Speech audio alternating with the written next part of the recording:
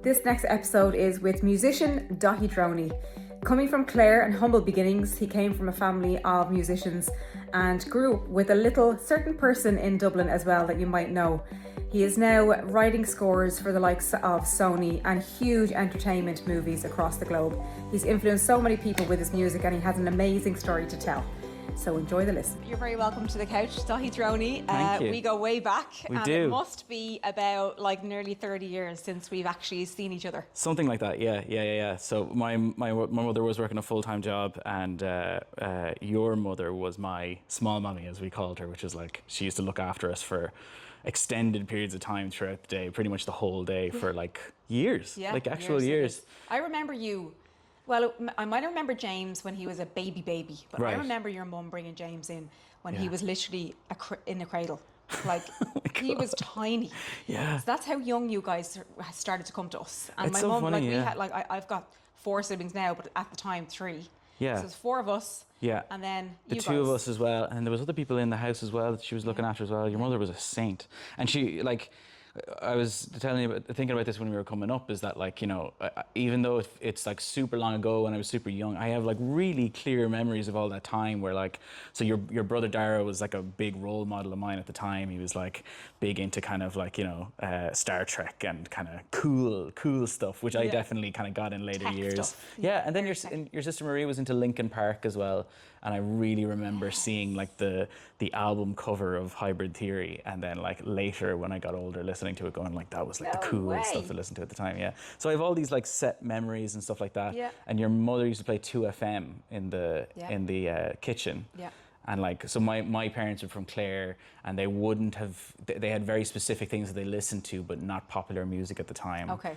So I would say I was subconsciously exposed to loads of pop music and music of the time just from being in your house all the time, And Right. I think that really did shape what I'm kind of interested in and stuff like that, Okay. So, but then yeah. on the flip side of it, you come from a long line of traditional, music I do, in your own yeah. family. Yeah. So that added and shaped where you're at today with music, and those two kind of molding together almost. Would you say? Yeah, I have a kind of an interest. So my grandfather is a very well-known concertina player, and our family, the Dronai family, would be quite well known in Clare for being an Irish traditional family. So when I was younger, you weren't given the choice if you were going to play music or not, or what you wanted. You had to pick an instrument basically. Mm-hmm. So my brother picked the flute and I picked the fiddle, and my auntie taught me fiddle when I was younger. So when I was younger, it was there was never a question of whether you were interested in it or not. It was just a thing that you did, because you were a Dronai and you had to do this thing or whatever. And I did really enjoy it. I kind of didn't fall in love with music until a little bit later. Okay. So I think a lot of young people will play instruments when they're younger and then kind of leave it, Yeah. And I got into rock music then based off a bunch of my mates were playing in a band and they needed a bass player. Right. So I bought a bass guitar and played from there. And that was my kind of secondary school years. And then I went to boarding school for 2 years, which I really didn't like at all. It was very sports orientated, and I had no interest in sport at the time. And it was very, there wasn't a huge amount of support for music. So as a kind of a form of rebellion, I got into music all the time in boarding school. And I was just doing nothing else but playing music there the whole time. Yeah. And then when I got to college, then it was I was kind of very much music was my whole thing then, So Yeah. it was interesting. So what was the university course that you studied was?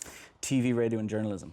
So yeah. Okay, and where did the music come into that though? Because it's not necessarily studying theatrical music or anything like that. You're not on stage. So what I was doing at that point, so I'd been playing bass guitar and I got into a thing called loop stations. People might know loop stations from Ed Sheeran. When he plays, he has a guitar and he loops stuff on it.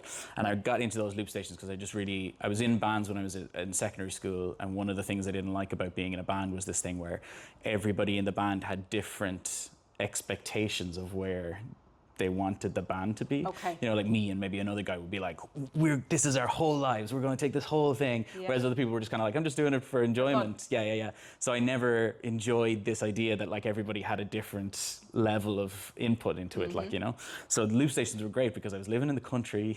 Yeah. It's you didn't have to go anywhere. You could make all of these amazing sounds yourself and build them up. And then that's what brought me back to the fiddle. I slapped like a guitar pickup onto a fiddle, Right. and was like loop stationing, so like recording my Very fiddle over and cool. over again on top of each Okay, other. yeah. And then when I got to college, I discovered dance music properly, and I was in house parties, and you'd be like 3 or 4 o'clock in the morning, and I'd have the loop station in the fiddle and be doing like these little kind of jam session gigs type things. Yeah. And then because we were doing TV in school, I went for a talent show, and we were supposed to be going to kind of see what a TV camera crew were like set up and stuff like that. Yeah.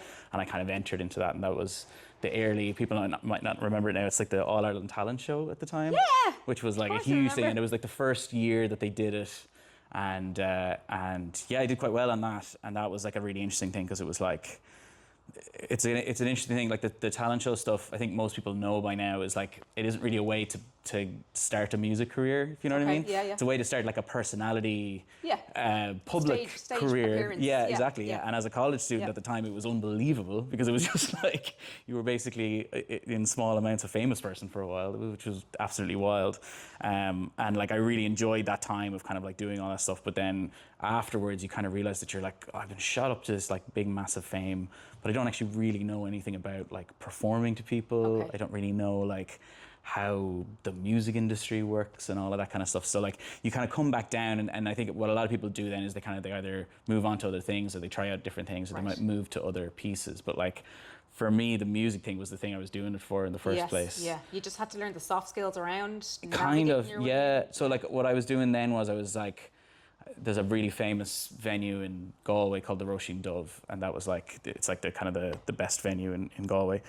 And there was like, every Wednesday night for like 4 or 5 months, I would play these like unannounced gigs upstairs in that venue, and like the whole point was trying to play for as long as possible, improvising, just like making stuff up and trying to keep people in the room. So then like, that was my real boot camp of how to play live, if you know what I mean. Yeah. And then from there, I kind of launched a music career then, and Yes, I've you been did. lucky to do music ever since then, full time. So. Well, you haven't just been doing music, you've been creating for many different things on the world stage, let me tell you. Films, series, massive shows. I mean, you've played live at show, but not only that, like really quirky things behind the scenes as well. So can you tell us, like, maybe give us one of your favorites that you've worked on? Yeah, so like, when you're a full-time musician, it's a really interesting thing, because you kind of have to do 50 or 60 different things all at once, you know. Yeah. And my value of what I think is cool tends to change, or the things that give me like a good feeling about doing kind of tends to change and stuff like that. So like, when I was younger, I was touring so much. Like, I was like playing, I could do maybe 2 or 3 gigs in a week and be like traveling everywhere, and I just loved playing live and like traveling around and going to all these like nightclubs, and then we kind of upgraded the live show to like this live band thing where like drummers and performers, and we had these big light crews and stuff like that, and like building that up was amazing, because it's like, it's an amazing to go from these kind of small tiny little venues. And then we would do the festivals every year, and I did one show in what was called the Body and Soul stage of Electric Picnic, and it was the last thing on a Sunday, and we played like this big dance show with this kind of new live band, and like basically all the other stages were closed, so people just like descended on it. And it was the same year as this track Mary Keane's Introduction came out, which was like a really big hit in Ireland. It was 6 weeks at #1 in the viral charts, and like Unreal. That moment was really incredible, because it was going from maybe like 100 people in a 250 venue going to see the shows, and then suddenly over the course of a summer, it was just like this explosion. And then you were kind of like, you were filling out shows, and like what you kind of realize is that like the best thing about that playing live thing is actually giving it back to people and like feeling that thing, because music is very interesting now. It's like, I really don't want to get it complaining about music, because all musicians do it now. Yeah. But basically the value now comes from playing live as opposed to like releasing music, because, you kind of send it out into the world and it goes out into the internet, and then you're waiting for likes, basically, like on Instagram or something like that. It must be a little bit, a bit of a come down moment, if that's how you're looking for your feedback. 100%, yeah. And it's really interesting, because it's like I have tracks on my Spotify that have like 1 million, 2 million listens, but the day I put them out, when you should be like celebrating, like it feels like I've put so much effort into this thing, and then it comes out, and then that's it. And then like where you feel it and where it comes back to you is when you're playing live in front of people, and it's like this immediate reaction, and like I think that's why I like dance music so much as well, because it's like it's up and you can feel it in the room and stuff like that. And then over the course of my kind of music career, then I kind of realized that, and in my general life, I think as well, is that like one of the pillars of what I think I do well is this acts of service thing. So like with dance music, you're serving a dance floor. So you're reading the crowd, you're seeing what they want, and then like you're bringing them on a journey. And then based off that, then I started a band called Houseplants, which was with Paul Noonan, who's in Bellix One. And that show was post-pandemic, and it was all about like getting back into rooms and celebrating with people. And we had a band that we would just like dress up, we'd put suits on and we'd make it a special occasion. And then the music is all just about like celebration and up and feeling good, like, you know. And that was a brilliant thing because it was also a social outlet after a time when we didn't have a social outlet. So like the rule with Houseplants was that basically anybody involved, if the gig got cancelled, would we just want to hang out and we would be just as happy hanging out. And that was like how we picked that. That's a great mantra. Yeah, and then you're serving the crowd there, but you're also serving your friends, you're bringing them to cool places and all that stuff. And then I think that's what led me into kind of score work then, and TV and film, because you're contributing to a bigger thing. The TV and film have like these huge crews, they have editors, directors, writers, producers, everybody's like pulling towards the same thing. And like the best thing about music in those situations is that you can elevate a piece of art higher. And that's what I really love to do now, where it's basically you're being useful to someone, you're giving back to something, and that's where the value comes with the music as well. Totally. I think, you know? So. And like that's the feeling you get through your music from my standpoint when I listen to something. Great. I know that's a piece of your music in the background of this, and like there's so much to be said for you're doing your craft in a hot studio. Sorry, you're also doing this podcast on the hottest day of the year. So, thank you for that. No, no problem. Acts of service, I'm giving back every amount of podcast. Totally. But you're in Clare, you're in your studio, you're putting in the time behind this. And you cannot teach somebody the art of hard work with your craft. I mean, you've got a real talent, you've got a real skill, but you're also very aware of the business side of things. You're very aware of giving back. And you've also watched your own parents work so hard over the years, work ethic running their own in the family has businesses been, and stuff. So like how has that served you?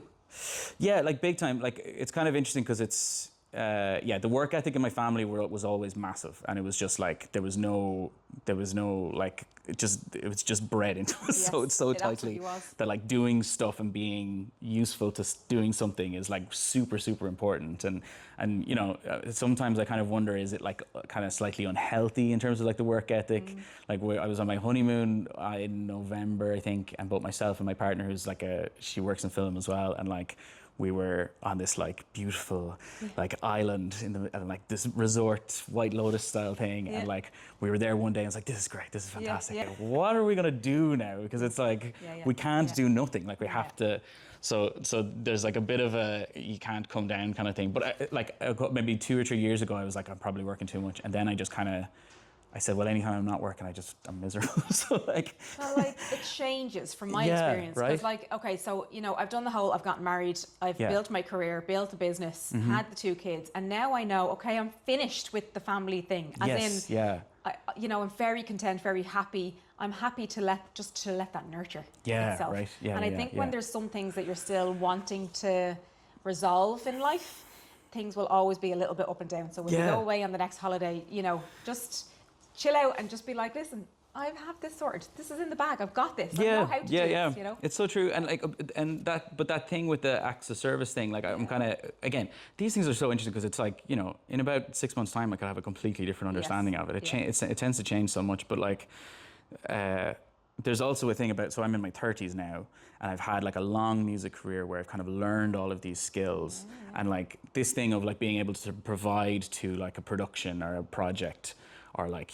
teach younger people kind of how music works, or like, producing for another act, which is a whole other thing I do as well, where like, you'll record and help somebody kind of realize their vision or whatever. Okay. Like you can only really do that after you do the stuff yourself. Like, so I feel like it's right now this thing of like kind of going, the reason I should be doing things is as an act of service, like to kind of elevate something else or to do it for somebody else other than me. A bit of like an egoist thing, I guess.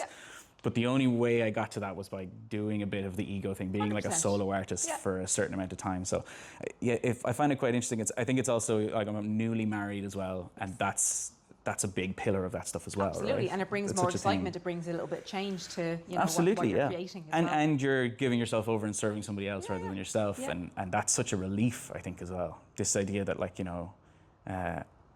there's so much of those kind of things where it's like you're. I think like even like I've stopped using Instagram recently and stuff as well, which is all like I couldn't find anything to research on you. yeah, exactly, yeah. It's And I think my very annoying. Wikipedia is out of date and everything as well. But like, yeah, I've kind of slowed down on all that stuff because it's the opposite of what I'm talking about, which is basically like the return and the comparison is not good. So it's like you're better at kind of moving the stuff forward outside or externally. It's not for everybody either, and not everybody wants to be able to manage all things at all times as well. And that was a huge thing. Like, I mean, being a kind of we'll say a self-releasing artist is 30% music, and then the rest of it is all marketing, traveling, it is. doing Meeting all the different people. bits, meeting people, business, all that kind of stuff So as well. speaking about traveling, you've just come back from France. You were there for a month. Tell us about it. Yeah, it was gorgeous. Yeah, so I did a residency in the Irish Cultural Centre in Paris. Yeah, which was amazing. So I go to France a little bit. Like I wrote an album called Loss in the south of France, where I was kind of like go check it out. I got the ferry over with all of my music gear in my car and just kind of rented a house for an extended period of time, and that was brilliant. It was like a really huge kind of moment where I was able to just get away from everything and become just an artist, not in the business or not doing any of those things, and that was really enjoyable. And the Irish Cultural Centre in Paris is just incredible. So they have like 6 rooms. It's like it used to be a monk's monastery in the middle of Paris, and now it's been turned over to the Irish government as a kind of a cultural centre. So they put on Irish gigs and art stuff and galleries, and they have a library, like kind of a really old library with loads of Irish media and stuff like that. And then they have a whole pile of different rooms, but they have 6 reserved for artists. Okay. And then the artist, basically, you spend a month there working on something that would be related to kind of Paris and stuff. And I mean, French house music has been a huge thing for years, like Justice and Daft Punk and that kind of thing. That was a huge influence to me, especially in terms of uplifting music rather than kind of heavier, kind of downer stuff. Yeah. And then there's an amazing genre of music called concrete music, which was kind of a type of ambient electronic music that's built around the sounds of cities and like metros and all of those kind of different metallic or concrete sounds. Yeah. And you mix them into the music and stuff. And it's a very Parisian type thing. So I did a lot of study on that. And then most importantly though, it was just a time where you were just an artist and nothing else. Right. So you just got to just completely, and got to focus on it, which was lovely. And did you find any of your, like, back to a music artist, you were exploring new things, did you find your baseline changed at all, or do you kind of always go back to a similar style? Like what's interesting is now that I'm doing a lot more film stuff, it's a lot like making a new project for every project, But people take you on based off your style, right? Yeah. So I'll give you an example. But basically kind of, so for example, we did a very popular film called Christie, which is like an award-winning Irish drama.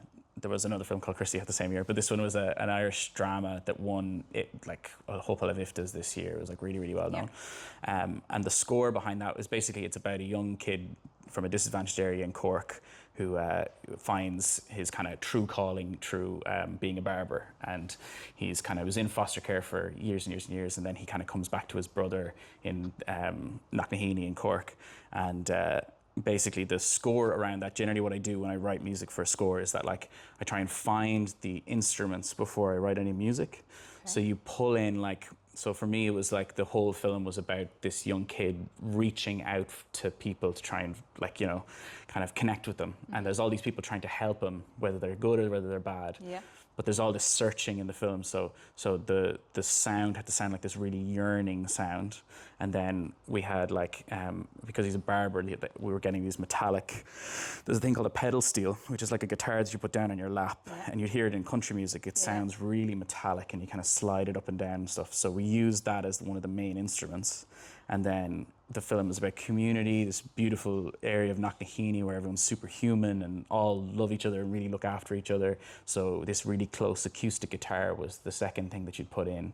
And then there was these kind of scarier moments where he deals with anxiety a lot, and we were using bass synthesizers to basically shake the whole cinema with these big undercurrent things. So that when his panic attack would kind of rise up, you could feel it in the room and stuff. Yeah, and then so based on those decisions, you make this style of music for the film. But like, it wouldn't be. I wouldn't be able to release it as a Daithí thing. It's really unique to that film. So I do a lot of that with any of my projects. So it's been really, really fun to be able to kind of, again, it's like a real egoless thing. You kind of like, you're not going, oh, this is Daithí's score for this project, you know? You're going like, this is what this film should feel like. And me personally, doesn't really have anything to do with it. I'm just like channeling this thing to bring it out, you know? That's amazing. So there's a lot of like, there is a lot of like behind the scenes, the ghost Daithí musician that's in the background making the music, but then has his own gig in the front of the house as well. Do you find is your personality different? Do you warp into different people when that happens? Yeah, I mean, I definitely, so like when I'm working on quieter films, I definitely need to take more time and be a bit more meditative and try and like calm down a little bit kind of thing. I could probably be better at doing that. But like sitting back and listening to yourself and listening. And consuming other kind of music and film and stuff like that would have a similar feeling. You can put like where you are in your life at the time into music, and you know, when you think about like, okay, so I am not a young kid from Knocknakeeny, but I know what like looking for community is like. So you have to take the pieces that you know and then put them into the film, you know what I mean? So you have to kind of run it back your way and then kind of run it forward. And then again, as you say, I've just been doing music so long that I can do a lot of different styles and do a lot of different sounds and know a lot about different music. So that's why people would come to me, is because I have experience in a whole pile of different worlds. And so much experience built up over a very short period of time. I mean, you probably feel like you're doing it like 50 years, but like you're not, you're still so young. All of that back behind you, like you've got so much going on and so much dexterity to what you've been doing over time. 100%. Yeah. And I mean, both myself and my partner Norma, you know, we were talking earlier about, so we haven't had kids yet, which will be in the future, I would say. But currently we're kind of like, a lot of the time when we talk about it, it's like, should we do this piece of work or should we do this piece of work? It's like, we might not get a chance to do this as much like when we have the kids, you know. You have to do it now. So there's like these like windows of time where you're just kind of like, I have no excuse not to be doing 3 TV shows at the same time. You don't have to knock everything on its head, but you know, after you have kids, well, certainly as a mother, I can't speak for a father, but after you have the children or the child, if you're lucky enough to build your family, like you get the itch even more. If you're somebody that is in, you know, that way inclined. Of course. You're driven so much more because then you have other people in your vicinity that you want to do it for even more. 100%. Yeah. And again, you're giving out instead of going out like or whatever. So tell me, when was the last little trad sesh that you had with your family? Oh, like a very long time ago. That's what I want to know. Yeah. This is what's really interesting about it. So it was like, my grandfather passed away a couple of years ago, but like, when I had stopped doing traditional music when I was in my mid-20s or maybe early 20s. And the reason was because like I was surrounded by so many good traditional Irish musicians that like, that's a real vocation. That's like, you know, the way I'm talking about, you do 50, 60, 70 different things, like a really good proper fiddle player from Clare who's like really genuinely really good like is you, like no it's somebody who's like like there's an amazing people like Tara Breen, Tara Haley, all those people. They like live and breathe just that instrument, and it's like almost like it's almost like professor of their craft. It's like almost like a Japanese way of looking at things, where it's like you do one singular thing consistently and focus on that and nothing else. And I've never really been like that, and that's why I kind of moved away from it, because I was like, oh, I like doing so many different things that the focus won't be there for that one singular thing.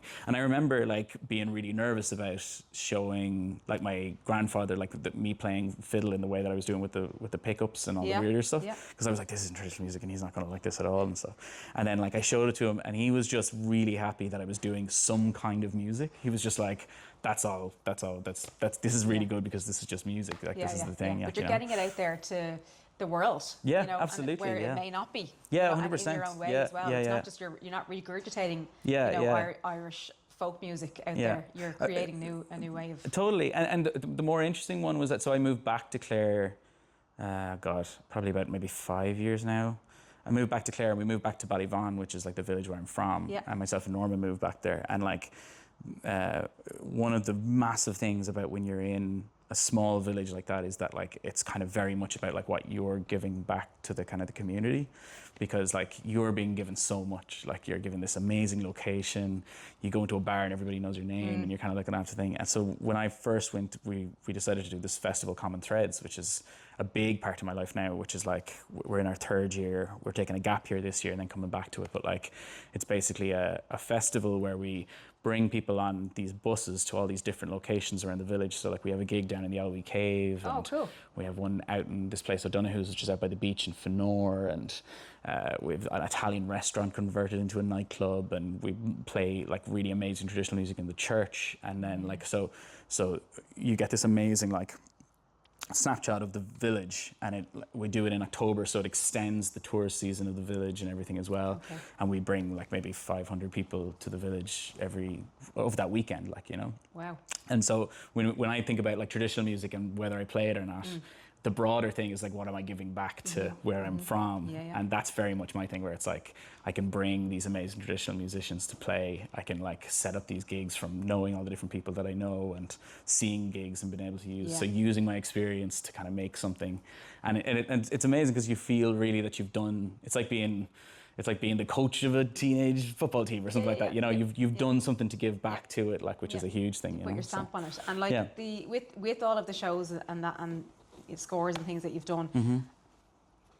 What has been the biggest converter for your success? Because you're hugely successful in what you do, right? I know you're very humble, but you are hugely successful. Thank you. You don't need to be humble. What has been the biggest, do you think, converter for your success? Has it been an experience or a person or an event or your parent? You know, what do you think it is? I mean, yeah, to be fair, like we touched on the Mary Keane's introduction thing. That was like a huge thing. So if people don't know, so that was basically I was signed to a major label, Sony Music, and I was writing this album. Just Sony, yeah. Try it there. But I was signed to. I was really young. I was like really inexperienced, didn't know kind of anything, and I was making this like dance music that like it was fine, but it didn't really mean anything to anybody, and it was very like. The way I was writing it was like, oh, these are cool tracks that are popular right now. Maybe I'll make something like that. Right. But it didn't have any of myself in it, and it didn't really feel like anything that reflected me. And I think part of the struggle on that was that basically I didn't know what made me unique from all the other people, you know. Like I had a fiddle and I was playing electronic music. But from an artistic standpoint, I was just like, I don't know what I am. And then like I kind of had this moment where I was like, I'm going to quit music. I was like, I'm going to like stop with this record label stuff and stop doing music because it's not really working and I don't really feel it.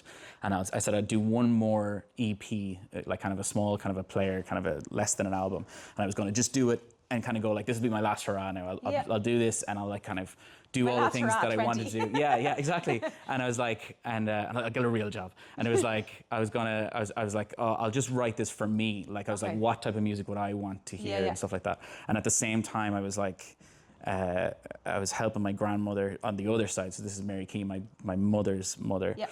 And I was helping her clean her house. And there was this like CD in a dresser in her sitting room. And it just had her name on the CD. And I was like, what's this? And she was like, oh, there was a lady here who was doing an interview. And she was interviewing one older person from every county in Ireland. And she was going to turn it into a radio show, but it never got made. But she sent me the interview. And I was like, I can take that. Like, just grab it. And I was listening to it on the way home. And there was like this amazing, like, she like talks about all this random stuff about growing up and like, you know, looking after chickens, like 15 minutes of her talking about how to raise chickens and stuff like that. And then there's this one tiny section where like, she just talks about like how she married her husband, so my grandfather. And it was like, oh, like, you know, there's all these people around that time would have kind of arranged marriages and stuff like that, a little older than I would be, but I never had any interest in that. And then she kind of goes like, and I met my husband down in Kilfenora and I like fell in love with him. But you can hear her voice crack when she says it, like the kind of filled with emotion. And it was such a weird thing because it was like, particularly in the country, I think like people have a hard time expressing their emotions a lot of the time. And like the fact that she was like saying this to somebody and her voice cracked, I was like, that's so real and like honest and fucking amazing. So then that night I was like, I made a song out of it and it just like, it just fell out of me. It was just like 2 hours of work and it just like came together. Yeah. And then I was going to use it as the introduction to this small little EP. Yeah.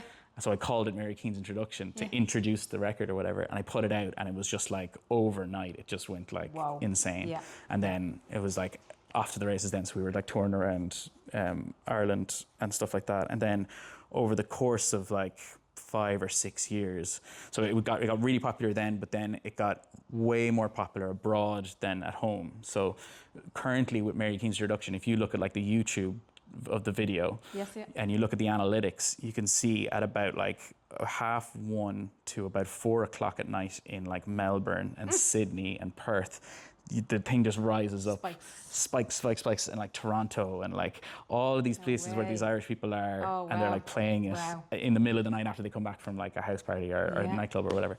And it was just like your grandparents' meeting. Yeah, and just like this real honest thing where it was just like this means something to people, and then that was a eureka moment, because it was like I realized that I was like, oh, okay, the interesting thing about me is that like I'm from this particular place. Yes.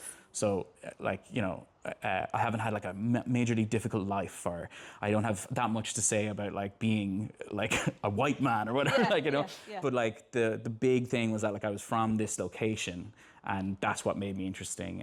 And so that from then on it was about like kind of showing, trying to show that area or that style or where we're from through electronic music. And that was the thing that gave me the kind of the edge, I think. You know? That's so an amazing story, but like it's come from such a deep place in your own heart, and your emotion came through obviously in that score, like big time. And like when people think of, because I want to be able to show younger generation that you're allowed to do something that you're passionate about, and you don't have to just go for jobs just because. You know, create your own pathway, create your own ideas, your own story. What is it? What 100%. Does it look like? You know? And obviously, like, music is a massive passion for yours now, but it doesn't sound like it originally started that way. Not a huge amount. Following the passion now. Still, absolutely. So like I had to grow a love for it. And I think like one of the big things that the people have a problem with now, and again, it's like this thing where they kind of look at artists and they look at a certain level of artist, and then they go like, okay, I want to be that over the course of like like the one song. Thing. I want one song out and then a thing. It took me so long to get to like that Mary Keane's level. Like even at that, like I was playing music for 4 or 5 years, failing miserably. Like, you know, like, you know, empty venues, like no money, playing for free everywhere, and like doing jobs and stuff like that on the side and stuff. But like the reason why I was doing it was because I just really enjoyed it. It wasn't like to try and get to any level of a thing. You just wanted to keep bashing out the music. Yeah, like, exactly. But that's the thing that I would say to people is that like when you really love it, it still takes this long time to get across. I'd say it's the same in sport and everything, right? Like in it's like, whatever. Like you got to put in the time, the energy, the blood, sweat and tears, and there's no way around that really hard work, but it's the time. And I think people need to remember to have patience to give the time. Yeah, that's true. And then things will start working out, you know. Yeah, and another huge one as well that like you can find quite difficult as well. I get a lot of, particularly in dance music, it's a very solo thing where you're kind of with a computer the whole time, is that like a huge thing that a lot of people need to do in terms of music anyway, for sure, is like community, is like finding other people who play music, doing parties with them. All the best artists that I know currently all came from some sort of little scene in their thing. Yeah, like the big one I always say is Kojak, who's like a really amazing rapper from Dublin, and like he was with these guys called Soft Boys, which was like 5 or 6 lads who were all together doing the gigs together, all rising and learning from each other kind of continuously and stuff. There's another great producer, Wastefellow, who's in that same group and everything. And like there's all these little kind of pockets where the best artists that I know came out of. So community is a massive thing. It's like huge. Like So what is coming up next for you? So next, I'm currently on 3 TV shows consecutively. So it's TV is insane because it's like, so basically I write score for TV. So if somebody doesn't know what that is, it's basically you'll have 2 types of music in a TV series. You'll have what's called a needle drop or a sync, which is like where a song that you know, like a popular song, will come on. So the famous one most recently was like the Stranger Things, that Kate Bush running up that hill. So that's like a needle drop. It's where but the other music in the TV show that's made specially for the TV show, that's what I do. So I write the music to the picture, and I kind of like create soundscapes for those pieces. So do these have to be fully produced and edited when you get your hands on them to create the music for it? Usually, so the way I explain that, where I build the palette, like with Christy, where I built that, I do that while they're filming. Right. Then they start editing all the footage, and then after that, then it's like they basically I kind of start working on the music then, and then it's like this mad rush then towards the end. But like it's really intensive, because it's like you could be doing 30 pieces of music in a week, kind of thing, and like just shooting through stuff like at speed, you know, which is great. Like I have a lot of experience to do it now. But like I'm doing 2 TV shows consecutively at the moment. One is called Close to Home, which is based in Belfast, and I'm doing another heist one starring Minnie Driver, which is like a bank heist kind of thing, and that's for Paramount Plus. And so I'm working on those 2, and then I have one more that I can't talk about yet. Which you always say that. The Untold one more story. that I can't. The Untold story. We'll have to have you back for series 2 to tell us about the Untold story. Well, is there any untold stories that is not really out there with the elusive Daithí Dronai? Anything untold that you have not shared before, but like you are happy to talk about? Yeah. Or Do you want a funny one? Whatever you feel like. One time I was playing a gig in a festival.